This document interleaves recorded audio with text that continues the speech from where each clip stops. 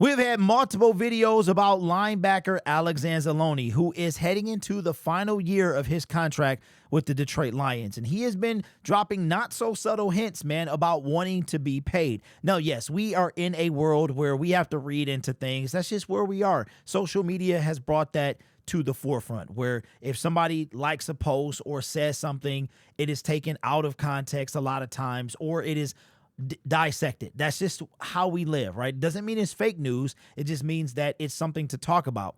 And we've been watching Alex Anzalone the past offseason, all offseason, a man of few tweets when he in Instagram posts, but when he has posted, it has seemed like it has been around his work on the field and how there's something off about it. Now, we've made several videos, just one a couple of days ago, about Alex Anzalone.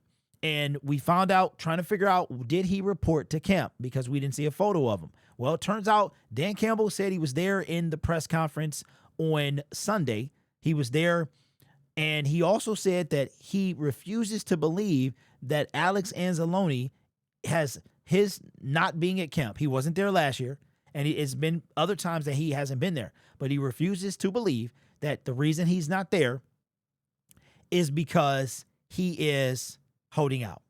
All right. But this is quite ironic. Now, coincidences are a crazy thing. They really are. If you believe in them, you may not. A coincidence is a rare occurrence. Me meeting you or running into you at the store and we have no plans to be there. We did not make plans to be there at the same time. We did not talk off air. You bump into me. That us being at the same place at the same time without planning it with each other, that is a coincidence. Alex Anzalone pumping out tweet after IG posts about his body of work. This, to me, is not a coincidence. All right, now I'm not trying to call Dan Campbell a liar. I'm not trying to say any of that stuff. But Dan Campbell, his job is to coach the team.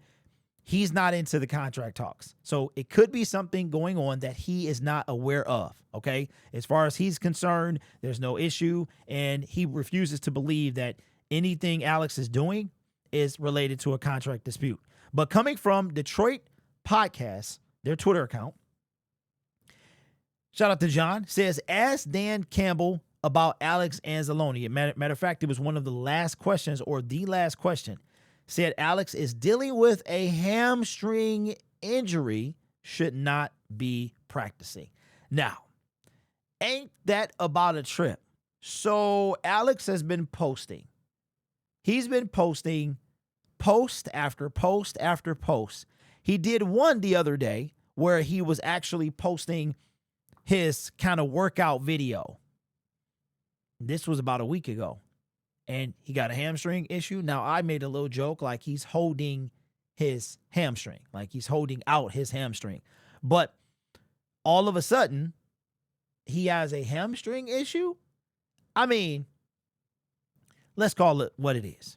We have been in this game long enough. We have made multiple YouTube videos. We've been around for 4 years on Lions Syndicate, and we have seen things that have been a precursor to other things. We've seen people complain, they hold out. And not necessarily with our team, but we've seen this. We've seen the writing on the wall. One of the things that comes to mind is, remember Isaiah Buggs? Isaiah Buggs in the 2023 season, we heard rumblings that he was getting into it with Aaron Glenn. Now, we also heard rumblings that it got physical. I cannot confirm that actually happened, but we had heard that there were some rumblings. Isaiah Buggs, what happens? He doesn't start the team. He doesn't start the season on the team. And by the end of the 2023 season, he was traded to the very team that we beat to start the season, the Kansas City Chiefs. He has a Super Bowl ring to top it off.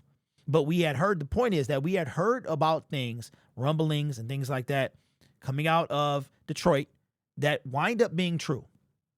Now, we have not heard that Alex Anzalone wants a new contract. Nobody has, no reporter, no, we don't. The last thing we heard was Dave Burkett saying that Frank Ragnow wanted a new contract and all that stuff. Speaking of Dave, I haven't seen him since, but that's the last thing we heard. We have not heard anything about Alex wanting a new contract. However, when you look at the clues, y'all remember Carmen Sandiego?